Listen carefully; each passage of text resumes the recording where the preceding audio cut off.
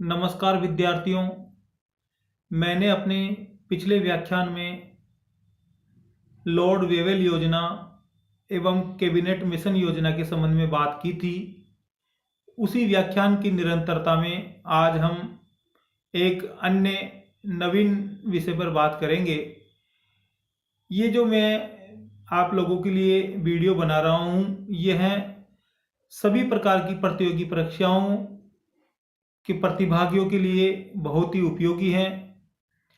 जब भी आप मेरे इस व्याख्यान को सुनो तो एक बात जरूर ध्यान रखिए कि मैं अपने व्याख्यान के दौरान जो भी उद्धरण, जो भी उदाहरण, जो भी कोटेशंस मैं बोलता हूँ, वे सभी किसी न किसी दृष्टि से प्रतियोगी परीक्षाओं के लिए बहुत उपयोगी हैं। तो आप मेरे इस व्याख्यान को ध्यान से सुनिए। मैं पिछले व्याख्यान की निरंतरता में ही आज का यह व्याख्यान शुरू कर रहा हूं। मेरा यह व्याख्यान लॉर्ड माउंटबेटन योजना, लॉर्ड माउंटबेटन योजना। मित्रों, आपको यह तो सब विदित है कि द्वितीय विश्व युद्ध के बाद ब्रिटेन में राजनीतिक परिदृश्य बिल्कुल बदल गया, क्योंकि विश्व युद्ध के दौरान जहां वहां कंजर्वेटिव पार्टी की सरकार थी, वहीं युद्धोपरांत जो चुनाव हुए उस चुनाव में वहां लेबर पार्टी की सरकार बनी, यानी मजदूर दल की सरकार बनी। और मजदूर दल ने अपने चुनाव घोषणा पत्र में ही यह घोषित कर दिया था कि यदि ब्रिटेन में हमारी सरकार बनी तो हम भारत को आज़ाद कर देंगे। और ब्रिटेन में हुए चुनाव में मजदूर दल को भारी मतों से विजय प्राप्त हुई और जैसा कि उन्होंने वादा किया था, अपने वादे के मुताबिक उन्होंने भारत की स्वतंत्रता के लिए प्रयास करना प्रारंभ कर दिया। और यह पहला प्रयास था कि उन्होंने लॉर्ड वेवेल के स्थान पर लॉर्ड माउंटबेटन को भारत का गवर्नर जनरल बनाकर भेजा। 22 मार्च 1947 को लॉर्ड माउंटबेटन भारत के अंतिम वाइसराय बनकर आए। देखो, अंतिम मैं बोल रहा हूं क्योंकि इनके बाद में कोई अन्य वाइसराय आगे नहीं रहा, क्योंकि ब्रिटेन का यहीं से संपर्क भारत के साथ औपनिवेशिक संपर्क खत्म हो जाते हैं। 23 मार्च 1947 को लॉर्ड माउंटबेटन ने अपना पद ग्रहण किया और बहुत सोच समझकर, बहुत विश्लेषण के साथ, बहुत राजनीतिक दलों और राजनीतिक नेताओं से विचार विमर्श के बाद 3 जून 1947 को उन्होंने अपनी रिपोर्ट प्रस्तुत की, जिसे हम सामान्यतया माउंटबेटन योजना भी कहते हैं। इन्होंने अपनी यह रिपोर्ट भारत के सभी प्रमुख दलों से विचार विमर्श करके, सभी प्रमुख दलों से अलग अलग एवं सामूहिक वार्तालाप करके यह निष्कर्ष निकाला कि अब भारत को और अधिक समय तक परतंत्र नहीं रखा जा सकता। अर्थात भारत में अब ऐसी स्थितियां उत्पन्न हो गई कि भारत को स्वतंत्र करना अपरिहार्य है। इन्होंने अपनी रिपोर्ट में कहा कि भारत के 2 प्रमुख राजनीतिक दल, राष्ट्रीय कांग्रेस एवं मुस्लिम लीग, जो मोटे तौर पर 2 बड़े संप्रदायों का प्रतिनिधित्व कर रहे थे, एक हिंदू समुदाय का और दूसरा मुस्लिम समुदाय का, ये दोनों एक दूसरे को नीचा दिखाने का प्रयास कर रहे हैं और एक दूसरे के खून के प्यासे हैं। तो अब किसी भी स्थिति में भारत को अधिक दिनों तक परतंत्र नहीं रखा जा सकता। और जैसा कि मैंने पहले ही आपको बताया था, दोनों दलों के अपने अपने उद्देश्य थे। यहां आप लोगों को यह बात ध्यान में मैं दिलाना चाह रहा हूं, गांधी जी ने पहले ही घोषित कर रखा था कि यदि भारत का विभाजन होगा तो मेरी लाश के ऊपर से होगा।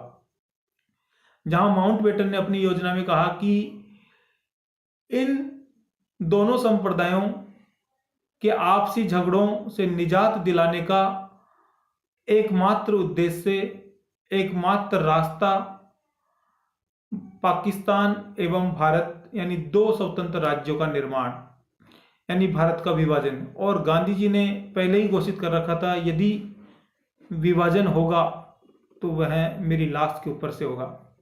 यानी गांधी जी किसी भी रूप में, किसी भी तरह से भारत को विभाजित होने नहीं देना चाहते थे, लेकिन परिस्थितियां ऐसी विकट हो गई कि जहां देखो वहीं हिंदू और मुसलमानों में आपसी झगड़े हो रहे थे, सब जगह मारकाट मची हुई थी, लूट, हत्या, रेप, डकैती की घटनाएं आम हो गई थी।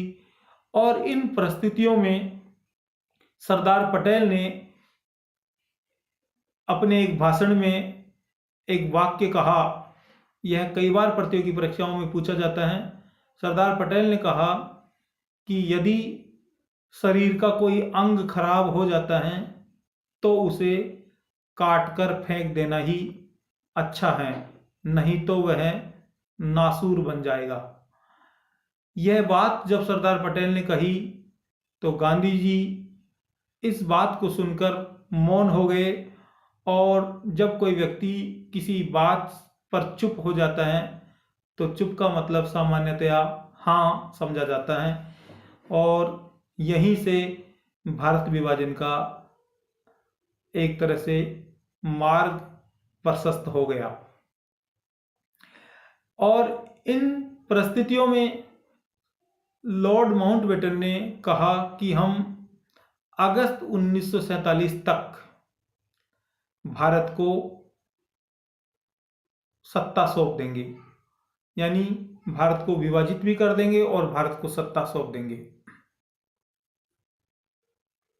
भारत स्वतंत्रता अधिनियम 1947। लॉर्ड माउंटबेटन ने जो अपनी योजना प्रस्तुत की थी, उस योजना को 18 जुलाई 1947 में ब्रिटिश संसद के पटल पर रखा गया और ब्रिटिश संसद ने अपने बहुमत से इस रिपोर्ट को पारित कर दिया। और यहीं से भारत शासन अधिनियम, भारत स्वतंत्रता अधिनियम 1947 के प्रावधान निम्न प्रकार हमारे सामने आए। इस अधिनियम में कहा गया कि भारत एवं पाकिस्तान नामक दो स्वतंत्र राज्यों का निर्माण होगा।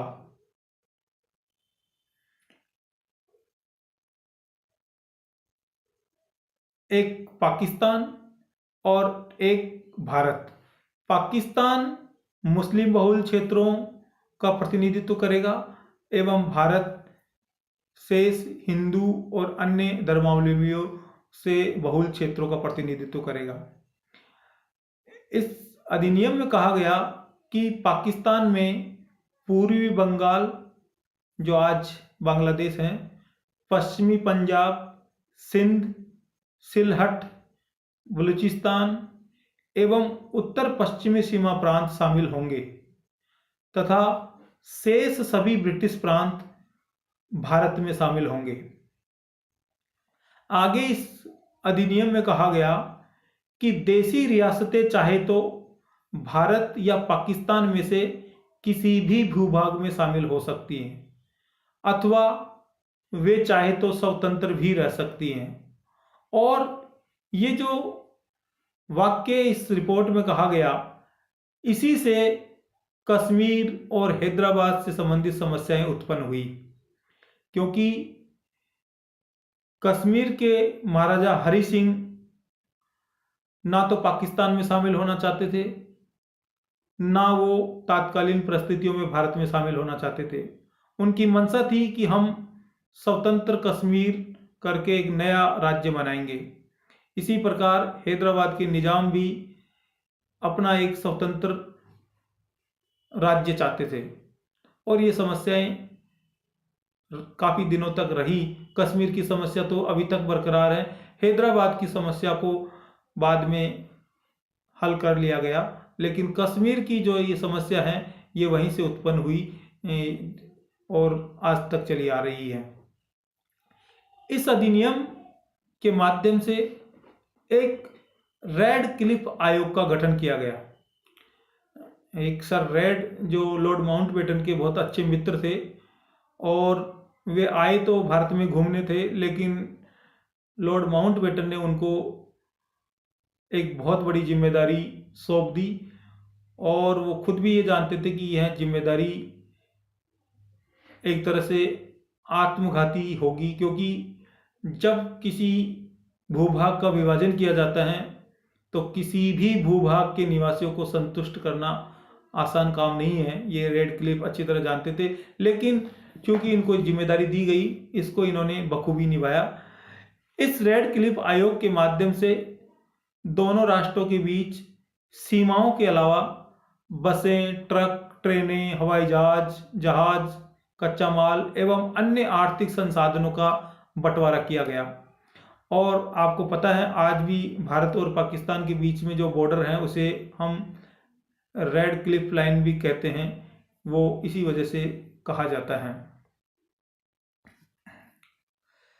प्रमुख स्वतंत्रता सेनानी एवं भारत के प्रथम गृह मंत्री श्री सरदार वल्लभ भाई पटेल और उनके सचिव वीके कृष्ण मेनन के प्रयासों से लगभग 565 छोटी बड़ी रियासतों को मिलाकर 15 अगस्त 1947 तक भारतीय संघ का निर्माण कर लिया गया था। कुछ रियासतें ऐसी भी थी जो बाद में भी भारत में शामिल हुई। जम्मू कश्मीर, जूनागढ़ एवं हैदराबाद ऐसी रियासतें थी जिन्होंने भारतीय विलय पत्र पर 15 अगस्त 1947 तक हस्ताक्षर नहीं किए थे।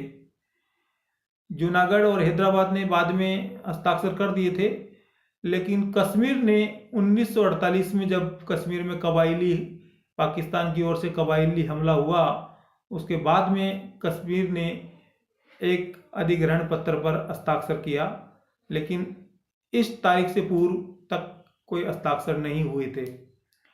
गोवा पर 15 अगस्त 1947 तक गोवा पर पुर्तगालियों का शासन था एवं पुदुचेरी पर फ्रांसीसियों का औपनिवेशिक आधिपत्य था, जिन्हें बाद में स्वतंत्र करवाया गया। आपको पता है कि ये जो भूभाग हैं ये उस समय आज़ाद नहीं हुए थे। कई बार क्वेश्चन पूछा जाता है कि क्या संपूर्ण भारतीय क्षेत्र 15 अगस्त 1947 को आज़ाद हो गया था? तो इसका आंसर होगा नहीं, क्योंकि गोवा और पुदुचेरी अभी भी औपनिवेशिक स्वतंत्रता के जाल में थे, औपनिवेशिक स्वतंत्रता के आधिपत्य में थे। तो ये अभी तक एक साथ में भारत आज़ाद नहीं हुआ, इनको बाद में आज़ाद करवाकर भारतीय संघ में मिलाया गया था। तो यह जो मेरा व्याख्यान है ये आपको लाभान्वित करेगा।